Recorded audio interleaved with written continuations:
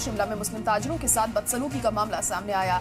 जय श्री राम बोलने पर किया गया मजबूर। वीडियो वायरल होने के बाद एक्शन में आई है पुलिस। मुस्लिम ताजिरों ने कारोबार बंद करने की दी धमकी। शिमला के ठियोग बाजार का ये मामला है। शिमला से मुस्लिम ताजिरों के साथ बदसलूकी का मामला सामने आया है। इल्जाम है कि मुस्लिम ताजिरों को जय श्री राम बोलने पर मजबूर किया गया। वहीं वीडियो वायरल होने के बाद एक्शन में पुलिस आ गई। दरअसल शिमला के ठियोग बाजार में दो मुस्लिम ताजिरों को एक नौजवान ने जबरन जय श्री राम का नारा लगाने को कहा।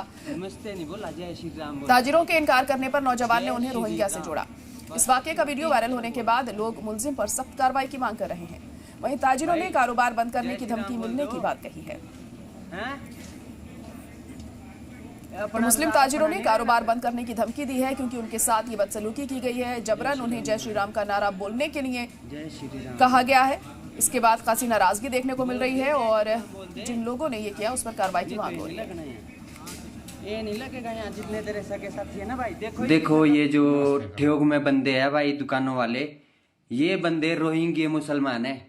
मैंने 2-3 बंदों को और भी तो बोला था मुसलमानों को, उन्होंने जय श्री राम बोला। क्यों? क्योंकि वो रोहिंग्या नहीं है भाइयों। समझो यार, अब तो पहचानो इनको, शक्लें देखो जरा इनकी। और इसी पर ज्यादा जानकारी के लिए हमारे नुमाइंदा अंकुश डोभाल जुड़ चुके हैं। अंकुश, तो यहाँ पर मुस्लिम ताजिरों के साथ बदसलूकी की गई, जबरन जय श्री राम बोलने के लिए उन्हें कहा गया, क्या कुछ मामला है? ये पूरा तफसील से जानेंगे। बिल्कुल, देखिए अपने आप में कानून व्यवस्था को चुनौती देने वाला मामला है, जिसमें एक स्थानीय युवक कुछ मुसलमानों को ये कह रहा है कि वो जय श्री राम कहें क्योंकि वो खुद वालेकुम अस्सलाम कह रहा है। इस पर जो सामने मुस्लिम शख्स है वो नमस्ते करके अभिवादन करता है, लेकिन ये जो व्यक्ति है ये लगातार पीछे पड़ा रहता है कि वो जय श्री राम कहकर अभिवादन जो है वो स्वीकार करे। लेकिन अपने आप में कानून व्यवस्था पर बड़ा प्रश्न चिन्ह खड़ा हो जाता है कि आखिर क्यों किसी विशेष धर्म के लोगों को इस तरह परेशान किया जा रहा है। देश का संविधान कहता है कि हर कोई अपना धर्म मानने के लिए स्वतंत्र है, अपनी पूजा पद्धति फॉलो करने के लिए स्वतंत्र है। तो ऐसे में किसी को जय श्री राम कहने के लिए उसे जबरन जो है उस पर दबाव बनाना ये सरासर कानून के खिलाफ है। और खुद ही इस शख्स ने ये वीडियो सोशल मीडिया पर वायरल भी किया। इसके बाद देखते ही देखते जैसे पूरे हिमाचल प्रदेश में ये वीडियो फैला तो स्थानीय पुलिस को भी इसका संज्ञान लेना पड़ा। और देर रात ये खबर है कि देर रात इसे हिरासत में लिया गया है, पूछताछ के लिए बुलाया गया है कि आखिर ये शख्स इस तरह की बातें क्यों कर रहा था।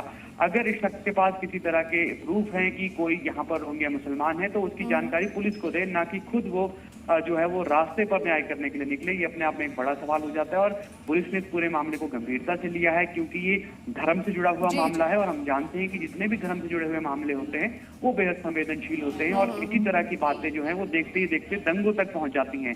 ऐसे में पुलिस पूरी तरीके से इस बात में जो है वो कोताही नहीं बरतना चाहती। बहुत एहतियात बरतने की ऐसे में जरूरत है। कार्रवाई भी होना है इस तरह की चीजों में बहुत अहम है ताकि और ना देखने को मिले ये सब कुछ। फिलहाल बहुत शुक्रिया सारी जानकारी के लिए अंकुश।